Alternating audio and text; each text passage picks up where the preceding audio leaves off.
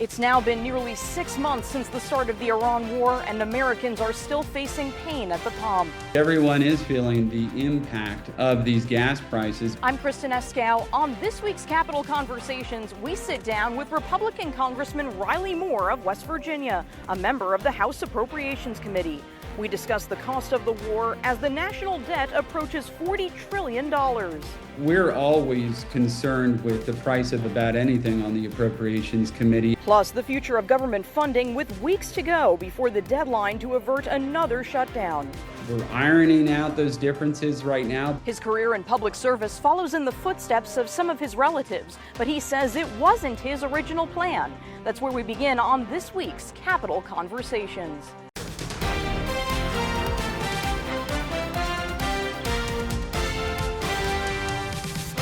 So let's talk a little bit about your background and your family, because your family has had a huge presence in West Virginia politics. Your aunt is Senator Shelley Moore Capito, and of course your grandfather, Arch Moore Jr., was the governor of West Virginia. What influence did that have on you growing up? Well, it certainly had an influence on me. My grandfather in particular was a very committed public servant, loved the state of West Virginia so much, and really instilled that love of the state in me through his service and all of our conversations over the years growing up. Now, when he left the governor's mansion, I was 8 years old, so I was pretty young during that time period, but those were things that I never kind of forgot. My life certainly went in a different direction for most of it. One might say I was almost trying to stay away from politics. I started my career off actually as a welder. Went to trade school, was working in a mining operation, but somehow found my way to politics. So it's certainly something I'm very proud of, though, is the service my family has done for the state of West Virginia and the great people of our state. What made you decide to switch from welding to public office? Well, so I'd done several different jobs as a welder, and at one point, I really had a lot of pressure talking about my grandfather. Please just try college, give it a shot, see what you think. And I applied and started going part-time to college and was still welding during that time period. And so I decided to go learn another skill, which was computer science at the time. We were all going to be computer programmers back then. And I was in college during 9/11, and that just changed my entire focus during that time period. So I switched from computer science to political science, specifically international relations and national security. And just that was a path that I had not foreseen in my life at all, and ended up going and working actually on Capitol Hill after I graduated. I welded all the way through college, by the way, and ended up working on the House Foreign Affairs Committee, ended up becoming national security staff on that committee. I worked there for better part of a decade, and then I went back home. I moved back to West Virginia near my parents. I actually live next door to them now. And I was working in defense industry, had a good career kind of going on, but kind of got the itch again to get into public service, and ran for the state legislature. And God works in mysterious ways. I won by 100 votes, my seat in the state legislature. And then after that, state treasurer of West Virginia, and now member of Congress. So, thanks be to God putting me in this position to be able to serve the great people of the state of West Virginia. And what did you learn from your time at the State House as a lawmaker and a treasurer that's helped you now as a lawmaker on Capitol Hill? Well, it's all, the only difference really is scale. And what I mean by that is size of budgets and the composition of the body, obviously being larger in Congress. But at the end of the day, we're still talking about people. We're still talking about people. You're serving with different members, with different constituencies. You're serving your constituents.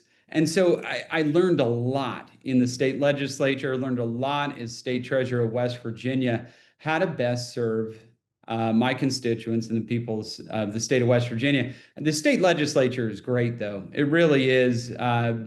People should really consider serving in that body. You will learn a lot, and it's wonderful because you have people from all types of walks of life. It's one of the certain advantages that it has over Congress. Basically, everybody's like a lawyer in Congress, former lawyer or whatever. But in the state legislature of West Virginia, you have people who are coal miners and truck drivers, and I mean, all teachers and all different types of occupations. And so it was a really wonderful experience. And what made you decide to run for Congress? Well, it was something that I had to really pray on a lot, to be honest with you, because I really loved being the state treasurer of West Virginia. It wasn't something that I was certainly seeking out or looking for. An open seat presented itself when then Congressman Alex Mooney ran for the United States Senate. And I had to really think and pray on that a lot and speak with my family. And I decided, I think I'm being called to do this, to step into this role, to continue to serve the people of West Virginia and represent them in Congress and their interests and equities, particularly in a time where, look, things have been certainly on the upswing in West Virginia, but we still have a lot of work to do. And I don't think people really understand in Washington, D.C., some of the struggles that we have. And I thought I was best positioned to be able to articulate those to my colleagues in Congress if I were chose to serve, which I was and won the election. And it's certainly been a great experience so far. And what are some of the issues that you're most passionate about? Well, I think this is a through line for most people serving in any type of capacity in public service for the state of West Virginia, the through line being energy, right? Energy is a big deal in the state of West Virginia, whether it be coal, natural gas, or otherwise. Those are really kind of the lifeblood of the state of West Virginia, but also trying to work to diversify our economy in the state and bring in other industries, which we've actually had some success in that, particularly in aerospace and defense and manufacturing. But certainly we're nowhere near where I would like to be, but we're continuing to push in that direction. And so that's been a real focus of mine. Also, something that's very important to my constituents, and that's the persecution of Christians. Churches from all over my district have spoken to me and reached out to me, and certainly in support of standing up for persecuted Christians around the world, but also within the United States as well, where we felt like we were having a lot of pressure on us, particularly under the last administration, under the Biden administration. So that is an issue that's been very important to me, and one that totally dovetails with all this. It's what the president has been pushing on, and this is this reindustrialization of the United States. And we see that in West Virginia as an opportunity to reclaim our rightful position, not only in the economy of the United States, but as the world, as a premier manufacturing power as we once were. You brought up Christian persecution. I understand the president asked you to lead an investigation recently into Christian persecution in Nigeria. What did you take away from those findings? What stood out most to you? It's just absolutely horrific what's happening there. At the request of the president, which I was honored to be asked by President Trump to lead this investigation, I went to Nigeria, and it was just shocking. You ran into individuals who had had their entire family killed right in front of them. I met a mother who had had all of her children murdered right in front of her, and her husband, now living in a refugee camp, just for the fact of her being a Christian. I met another mother who had had her 2 daughters and husband killed, and her unborn child murdered in an attack, living in a refugee camp in one of these internally displaced camps in Nigeria. And these are good people. They really are. They just want to practice their faith. The country is 50% Christian, by the way. And so it's something that I think we have a moral duty as Christians and as this country to stand up and try to protect these folks, that all they want to do is worship Jesus Christ, as many of us do in this country very freely. thanks be to God for that. And so, yeah, it was just shocking, the amount of violence that takes place in Nigeria. I mean, you've have over 20,000 churches burned down. You have over 100,000 Christians slaughtered at this point. And it is what I believe is a Christian genocide that is going on in Nigeria currently. You mentioned energy before as well, and I did want to ask you about energy prices because we're seeing higher prices lately due to the Iran war. The national average right now for a gallon of gas is over $4 a gallon, and AAA says the average in West Virginia today is $3.87 a gallon. What's your message to West Virginians and Americans who are worried about these prices and are feeling that impact? Well, certainly. Look, everyone is feeling the impact of these gas prices because it's a pass-through cost down to consumable goods. Certainly everything that is shipped to you or moved by train, plane, automobile, or what it may be, or a truck, there's a pass-through cost to that. And so that consumable good, that rises as well as energy prices rise. But I think the good news on this, though, anytime we've seen the White House and President Trump and Vice President Vance reach some type of tentative deal with the Iranians, you see energy prices drop precipitously. So I think that as those energy prices are really just hanging at that level right now due to that conflict and the constraints on the Straits of Hormuz right now, I think once we're able to clear that, you're going to see energy prices level back down and plummet to where they were previously. And I think that things are going to be on a good glide path in terms of energy prices because you've seen the market move anytime there's any type of agreement in between the Iranians and the United States. It's now been nearly 6 months since the U.S. military operation in Iran began, and those negotiations to reopen the Strait of Hormuz are still ongoing. Are you worried that this is growing into a wider, prolonged war? Well, certainly I have concerns about this becoming a more regional destabilizing conflict. We've seen our other adversaries provide information and targeting information to the Iranians. That was reported, and I broke that on Fox News just a few weeks back. And this was specific to the attack on our base in Jordan. It was way too precise, the strike that the Iranians were able to do on that base. They wouldn't be able to do that on their own. So you certainly see other regional actors who are jumping into this. And certainly you don't want a regional destabilizing conflict in the Middle East. I don't think that's happening right now.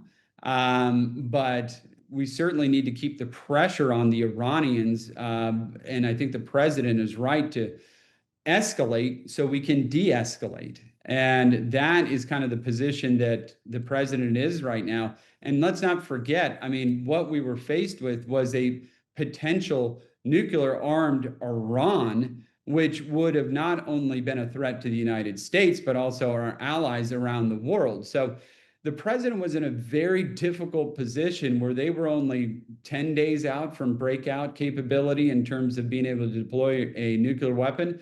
And by the way, they lied about their missile program and do have medium and long range ballistic missile capability. So they could reach us and they could reach our allies as well. So that is hugely problematic in terms of peace and security in the world. Certainly, I don't like war. I don't like conflict. I certainly would like to see this come to a close, but we have to end this conflict in a way that keeps the American people safe. I know you sit on the House Appropriations Committee. Are you concerned about the cost of the war, especially now given that the national debt has reached $40 trillion and, how that's affected mortgage rates?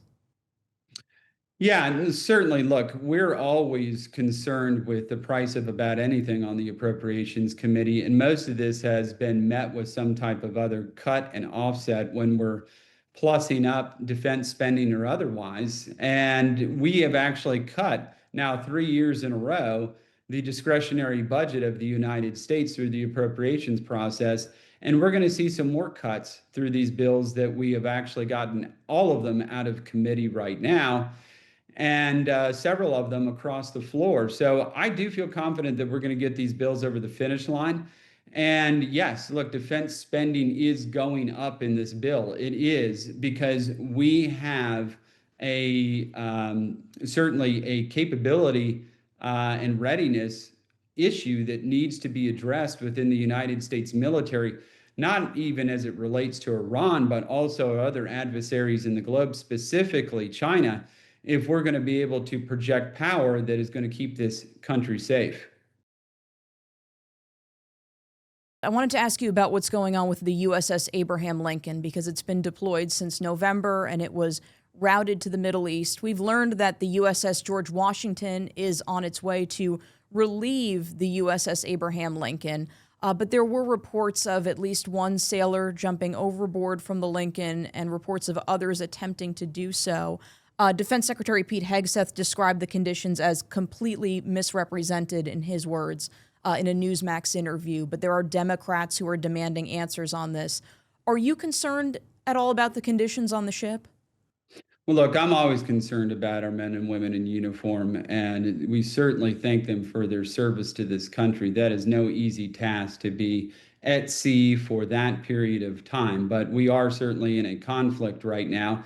And as you pointed out, the USS George Washington is going to relieve that ship that's been out at sea, the Lincoln, here shortly, which is great. So then they can get some port time, and that's certainly needed. And yes, look, this is not optimal, certainly, but I wouldn't say that it's something that's not routine, or particularly when you're in the middle of a conflict. So, but no, this is a real hardship, certainly, to be deployed on a ship for that period of time. And I am certainly relieved to hear that the Washington is going to relieve the Lincoln here shortly.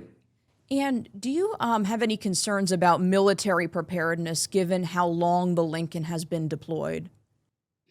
Well, I'm always worried about not only preparedness, but readiness. And look, we've had readiness issues throughout the service branches now for decades. Decades. I mean, if you look at the readiness of the Marine Corps, Air Force, Army, or otherwise, yes, we have readiness issues that need to be addressed, which is why we're moving up this defense budget within the Appropriations Committee. That's important for us to do. And it also points to a really important issue that the president is trying to tackle, which is this reindustrialization. We only have several shipyards left in the entire United States.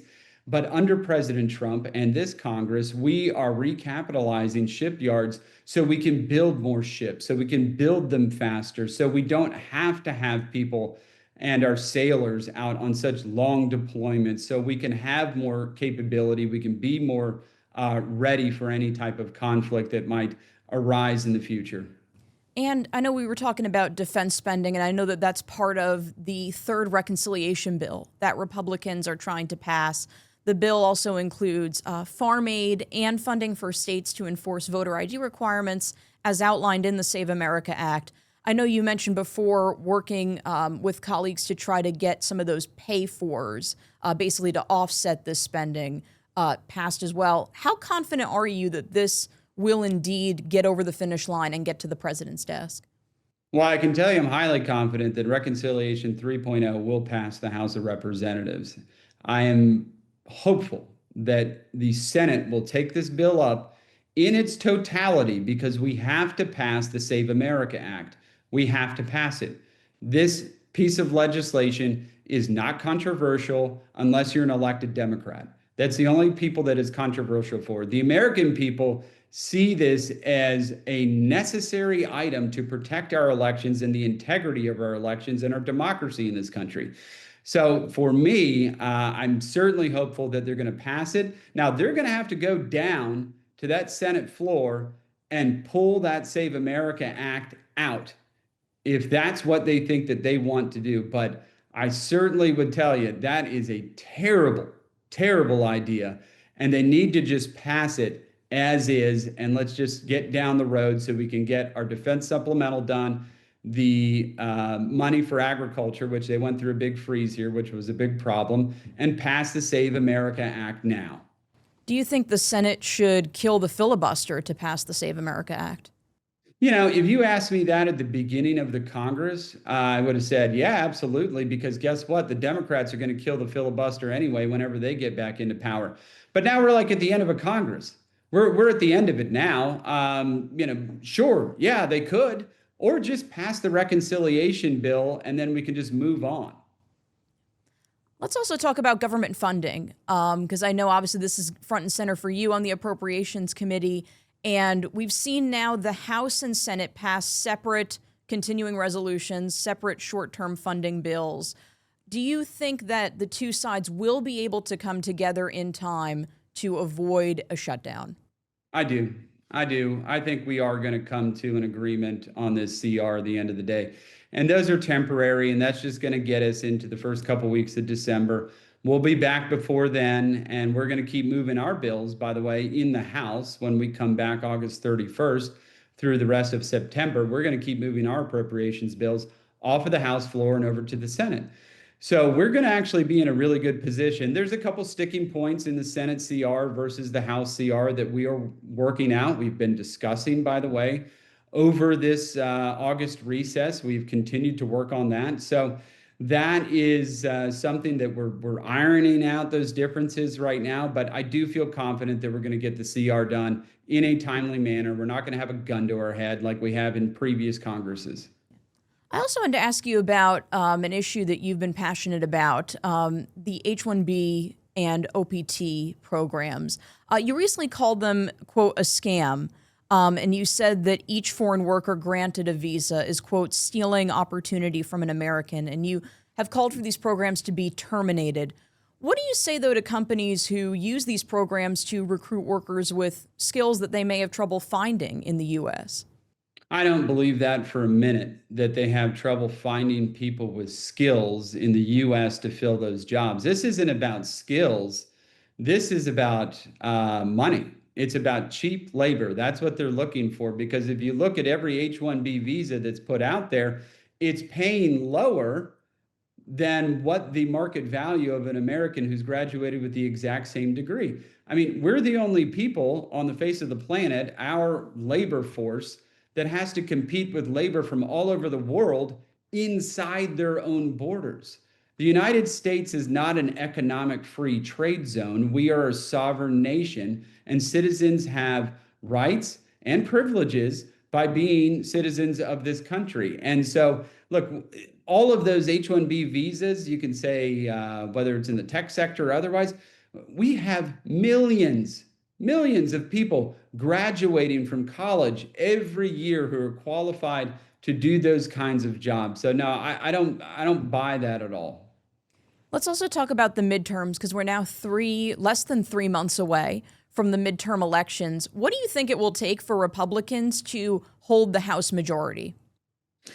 Well, look, I think we've had some things kind of break our way. One is redistricting, I think, broke our way. But two is that, look, we're out here running on our record and what we have done, but you don't need to be a political scientist to understand it's also helpful to be able to run against something. And the Democrats have given us things to run against. They are electing communists right now and also Islamic radicals all over the country. And it is giving us something to run on. These are not folks who are bought into the American system. They want to destroy the American system and change it. They want to eliminate the United States Senate.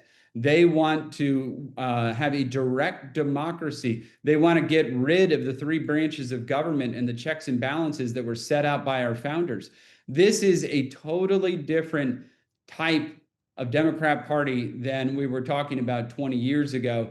It's not every Democrat, certainly, but there are a number of them who are coming into office and running in these positions. So no, I think that they talk about the American dream. They want to destroy the American dream. It's an American nightmare what they're selling. And so that has given us a good talking point to go out and say, look, here's the contrast, here's the difference. And I think that does put us in a good position to be able to articulate why we should stay in control of the House. And finally, I wanted to close the way we started by talking about family. You and your wife have 3 kids. How do you spend your time outside Capitol Hill? Oh, yeah. Well, that's my favorite time. You know, we're really active, whether it's being in the outdoors, whether it's playing sports. You know, we like to go hiking. We like to be outside. We like to do all types of stuff. I mean, this is West Virginia. We got some of the best outdoor space in the entire United States. And, you know, I also like to be home as much as possible when I'm with them and working on homework with my kids, which is so gratifying and fun for me to see them learning and growing. Yeah, I mean, we just have a great time together, me and all of my children. And then also every week we're at Mass together. We go to church together and spend a lot of good quality time. CCD is about to kick back off. That's Sunday school for the non-Catholics. So we got CCD that's starting back up, and I go to them with that every Sunday. So we're there at church for a very long time on Sundays, which is very rewarding time and helping form them in their faith. So it's a real blessing to be able to be part of that. And that's all for this week's Capitol Conversations. Thanks so much for joining us. For more videos like this, click on other headlines on this app. Reporting from Capitol Hill, I'm Kristen Eskow.